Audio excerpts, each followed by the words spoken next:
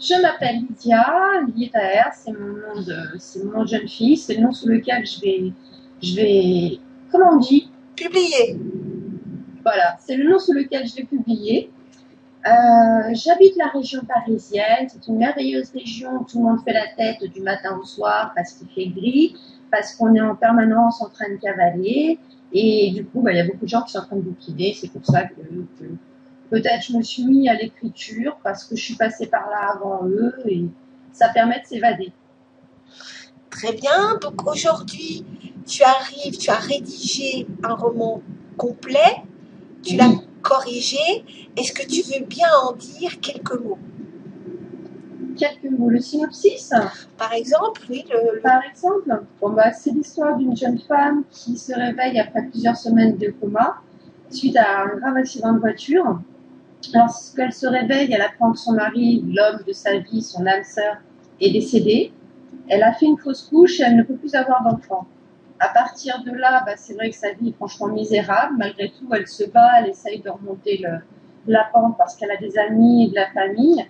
Et deuxième coup dur, à chaque fois qu'elle s'endort, elle est plongée dans des cauchemars, des terribles cauchemars dans lesquels on la traque, enfin quelque chose, et derrière elle, oui, la traque. Et, euh, et à la suite de ça, pour essayer de reprendre vie, elle part vivre chez des amis dans le Canada, au cœur de la forêt canadienne, et elle va apprendre qu'elle est victime d'une malédiction. très bien. Donc tu as rédigé un roman fantastique.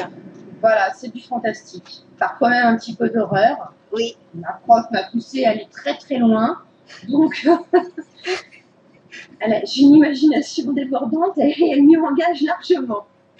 très bien. Tu le dis avec un grand sourire, donc je peux espérer que, vu que la prof c'est moi, Oui, tout à fait. Oui, avec un grand sourire parce que je me suis surprise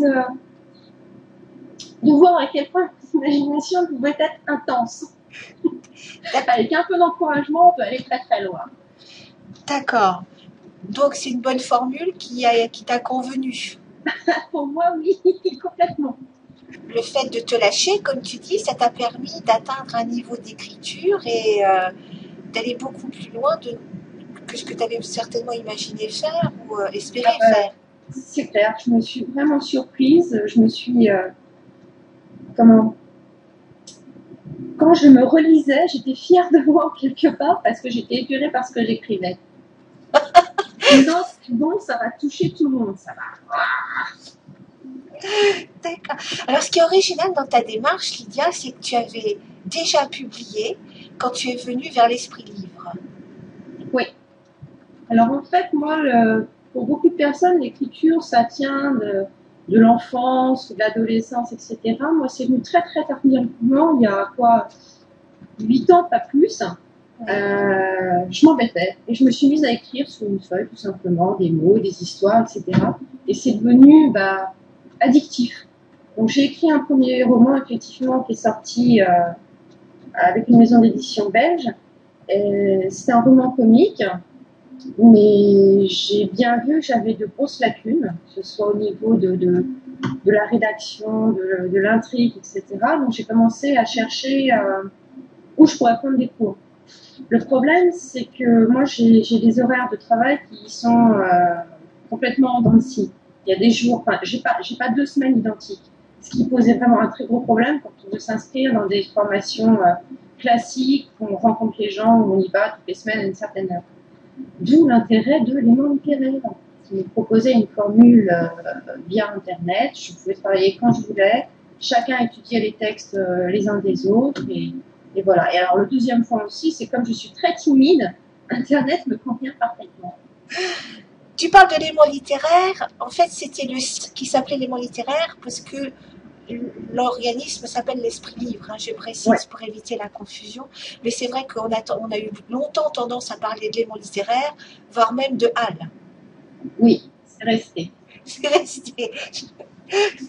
Très bien. Aujourd'hui, ton roman est terminé, tu cherches un éditeur. Oui, j'ai déjà des maisons d'édition en tête. Donc là, je prépare c'est les dernières touches. Là, je suis encore en train de travailler sur mon résumé, parce que certaines maisons d'édition demandent les résumés de l'histoire complète pour se donner une idée et après, vraiment lire vraiment le manuscrit. Donc, je travaille là-dessus. Mon manuscrit est bouclé. Mon synopsis me semble pas trop mal. Donc, voilà, quoi. D'accord, donc c'est les dernières touches et tu vas retravailler donc la stratégie d'approche des éditeurs, d'ailleurs avec nous en atelier. C'est ça. C'est ça. Comment tu as vécu le fait d'être en petit groupe comme ça en visioconférence et suivre le projet de 2 autres personnes en même temps? Ah ben moi je trouve ça assez fabuleux parce qu'on a 3 projets complètement différents les unes des autres. Moi c'est fantastique, Patricia elle fait plutôt rêver avec ses histoires d'anges, Françoise elle nous fait carrément hurler de rire avec, avec son personnage, avec la psy et tout. Donc c'est ça qui est assez fabuleux, on écrit toutes les 3 sur des sujets vraiment différents, on a un style d'écriture aussi complètement différent, donc on apprend les unes des autres. Ça nous permet aussi d'être capable d'affiner notre sens critique parce qu'on voit ce qui nous plaît, ce qui ne nous plaît pas chez nos amis, chez nos collègues et on les aide à aller plus loin. Enfin, moi, personnellement, j'adore nos séances. Moi, je m'éclate comme une petite folle, je rigole, j'apprends, c'est que du bonheur. Ce qui est bien avec maintenant l'esprit libre, par exemple littéraire, c'est qu'on peut discuter avec les autres et il suffit parfois d'un mot, d'une phrase pour que tout se décompte, pour comprendre la consigne et puis laisser jaillir les idées. Voilà. Mais oui, bien sûr, il y a une véritable des difficultés, des sujets qui n'ont pas plu, des idées qui me tournaient dans la tête. Alors quand je me relisais, je me disais non, ça ne va pas du tout. Et puis au bout du compte, c'est pas qu'on s'acharne, mais on en veut plus. Et la progression, c'est tellement bon, c'est tellement bon de voir ce qu'on a fait, ce qu'on a été capable de faire, que on s'accroche. D'accord, c'est parce que tu t'es senti progresser, donc ça t'a motivé, t'as continué. Ah ouais. Ouais. Pourtant l'exercice. L'encouragement des autres personnes. Oui.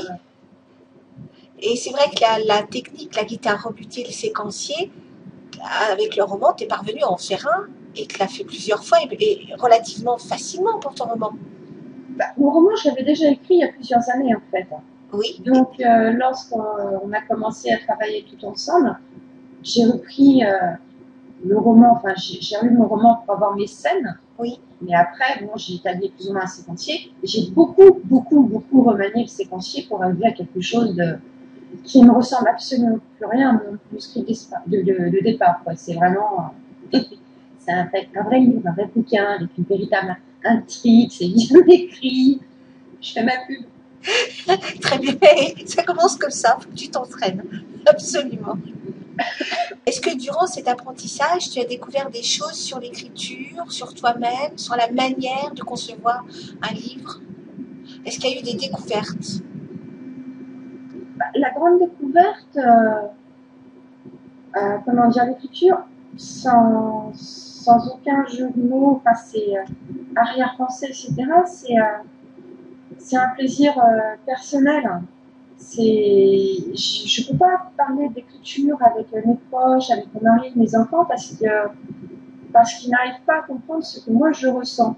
L'écriture, ça prend au tripes, ça libère, jamais j'aurais pu imaginer quelque chose comme ça, quoi. C'est vrai que c'est assez fabuleux. Et l'intérêt de pouvoir communiquer avec des gens qui écrivent, c'est justement pouvoir partager cette passion. Quand on explique quelque chose, eux arrivent à comprendre. Ils se disent, oui, moi je ressens la même chose, etc. Si j'explique à mon mari, voilà, je me suis torturé les ménages et tout pour trouver un mot, ça y est, je l'ai, je suis super content, il va me regarder, il va me sourire, oui, ma femme, oui, je l'aime. Voilà, quoi, alors qu'avec les autres, c'est euphorisant. Est-ce que tu te souviens pourquoi tu as décidé de suivre une formation avec l'Esprit Libre? Ça remonte maintenant plusieurs années. Ça fait quasi 4 ans, oui. Oui. Pourquoi? Effectivement, parce que j'étais consciente de mes lacunes et puis, comme je cherchais sur Internet ce qu'on pouvait me proposer en formation à distance, etc. Je suis tombée sur, à l'époque, la L. J'ai appelé le prof. On est resté un bon moment à papoter et j'étais convaincue. Voilà. Ah oui, oui, mais je me souviens très bien du premier contact. Très bien. Et aujourd'hui, est-ce que tu aurais des conseils à donner à des gens qui voudraient se lancer dans la formation, dans l'écriture et qui n'osent pas?